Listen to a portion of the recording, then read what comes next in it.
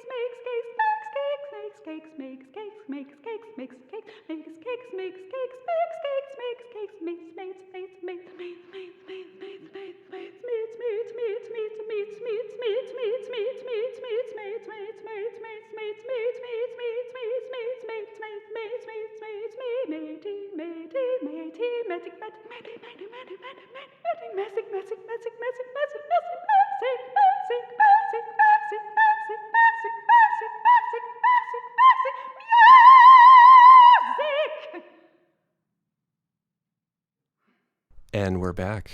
We just heard Christopher Reiche's Postcard pieces as performed by Dorothea Hayley, who is our in-studio guest today on Redshift Radio. Now, Dory, I'd like to talk about another project that I saw you were involved in also, that we're both involved in, the Little Chamber Music's series entitled Isolation Commissions. I think the idea for this came up pretty early during this whole quarantine, And in a future episode, we're going to actually have Mark Haney on to discuss a little bit more about his idea for it.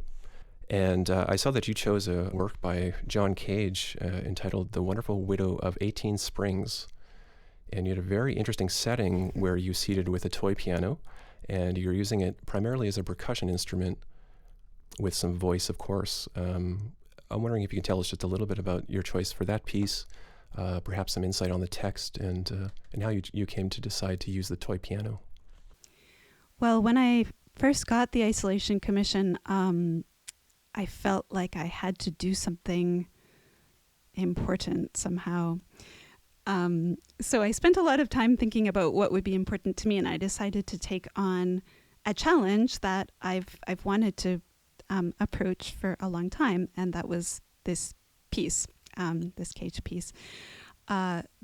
Cage's original piece is for soprano and piano, and it's usually performed by two performers, and the piano is performed with the lid shut, and the pianist knocks and taps on different parts of the outside of the piano, and that is the whole accompaniment of the piece.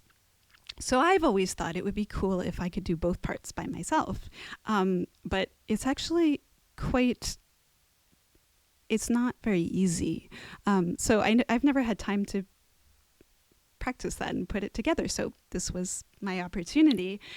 And it was really hard. I practiced for a long time to be able to do that. And of course, I don't have a piano at home, but I do have a toy piano. So the toy piano was recruited for this video, and actually the toy piano has shown up in a number of my videos since. The toy piano has kind of become my isolation companion. So yeah, the piece that I played was precisely what is written by Cage, except that I adapted it to the toy piano. Interesting. I know that you've been championing a lot of the works of Cage in recent years in concerts around Vancouver. I was just wondering if going forward, if you have any plans to do any more settings of John Cage works in ensemble, or if these projects perhaps have inspired some other plans for video projects going forward. I have found John Cage to be a very inspiring composer at a number of points in my career, which is funny because I always think of myself as a person who particularly likes the complex in music. I'm very drawn to that kind of school of composition. But every time I've worked on music by John Cage, I've ended up feeling that I have a very profound experience. Cage, among his many innovations, one of his ideas was that any sound can be music. And that means necessarily that music is everywhere, and that anyone can play music or produce music, and that we're doing it all the time. And so I really love that idea that we can kind of engage the community in music, sort of through expanding the parameters of what we admit to be music. So that's what's interesting to me about Cage. And actually, I guess what I can say is there may be another big Cage project. So I know that you're involved with a local organization, a not-for-profit entitled Blue Ridge Chamber Music Society. Mm-hmm. And in the past, you had been running summer festivals based around a concert series, visiting artists, as well as at least a week's worth of lessons and master classes for participating students.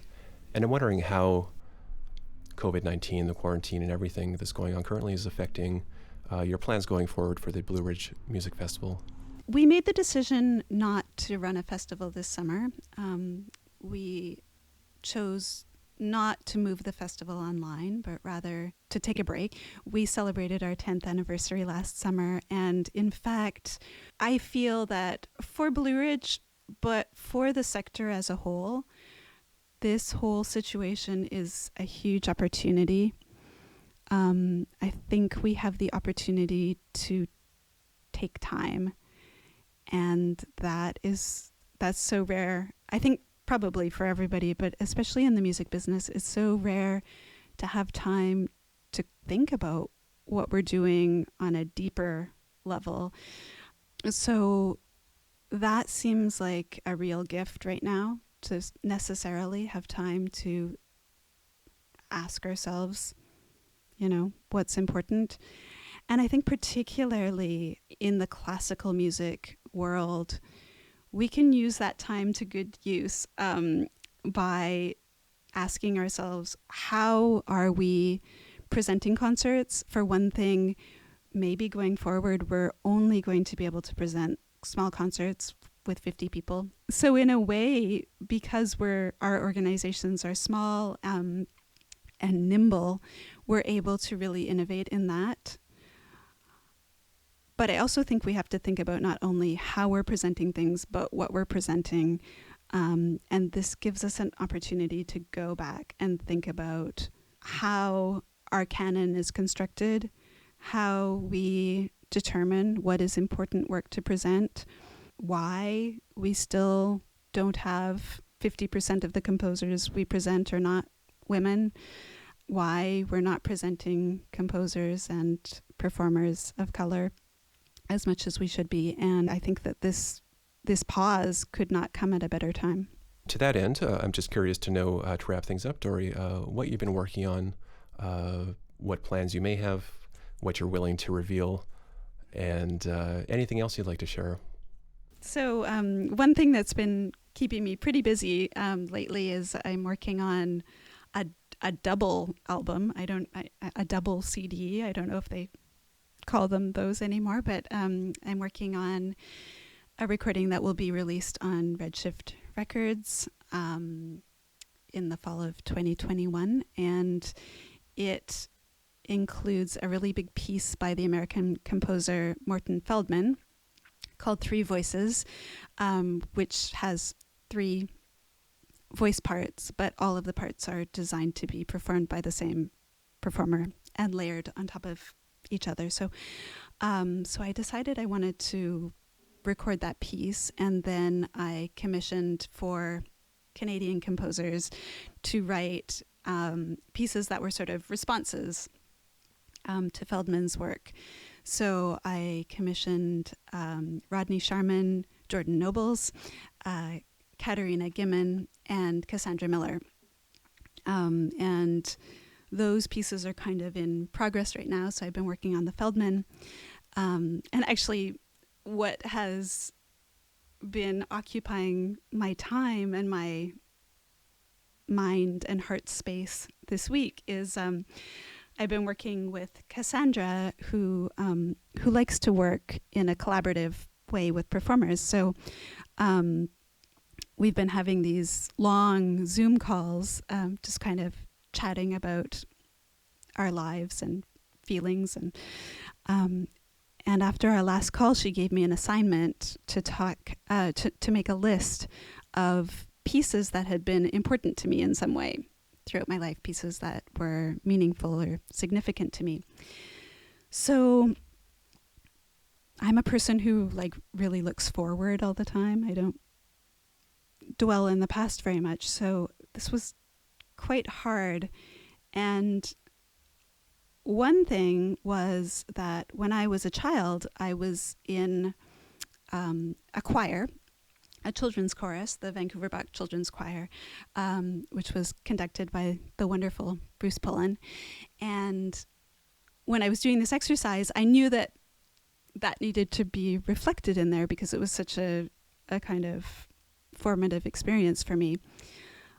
But I couldn't think of a particular piece of music that summed up that choir experience. So I posted on Facebook the question, what did you feel was the most meaningful piece from your time in choir? And I tagged a few of the choristers who I'm still slightly in touch with.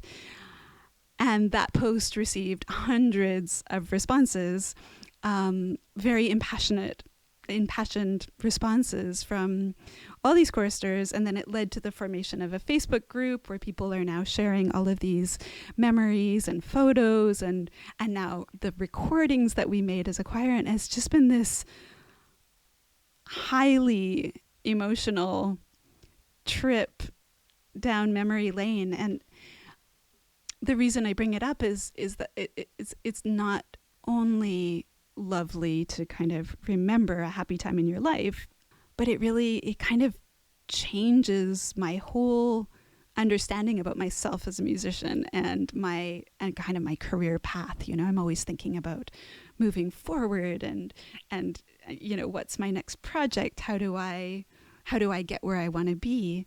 And realizing that at 13 or 14 or 15 years old, I was having this purely beautiful musical experience, has kind of made me rethink just what music is, how we build community through music, what about the musical process is important to me. So it's been like a very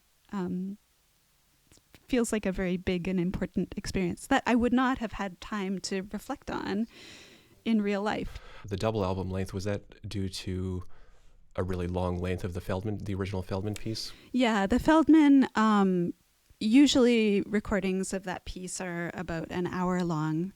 And actually the first performance was about an hour and a half. So it's a big one. And is there a tease for an album title that you can hint at us, or shall we just have to wait and see?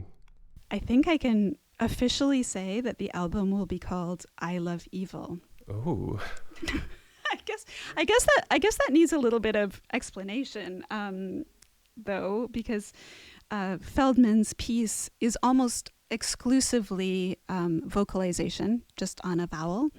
But there are short passages from a poem by Frank O'Hara, and the last line of that same poem is I Love Evil. The poem is actually not about evil at all. It's really sort of about the freeing of the creative spirit. We do look forward to hearing it when it's completed. And I want to thank you, Dory, so much for dropping in to be our first guest today on Reiche Radio. It was really fascinating to talk to you. I was glad to catch up in person finally, and really look forward to working with you again in the near future. Me too. I think we have something coming up, actually. We must have. There's always something on the horizon. Yeah. Anyway, the pleasure is all mine. Thank you for the invitation. This fall, Dory and the Blue Ridge Chamber Music Society will present 19 Waltzes for the Distanced, a Vancouver-wide community performance of a John Cage piece. Using chance operations, they've chosen 57 random locations across Vancouver, including parks, residential street corners, and industrial spots. Musicians, dancers, writers, and members of the community at large will be invited to go to one or more of the randomly generated addresses and perform, listen, or record their experience by either taking a photo, video, audio recording, or drawing a picture. The idea of this piece is to unite a large number of people in a citywide, place-based, shared artistic experience, without encouraging crowds to congregate in any one place. For more information on this upcoming project, please check out blueridgechamber.org, and for more information on Dory and her upcoming projects, please check out dorotheahayley.com.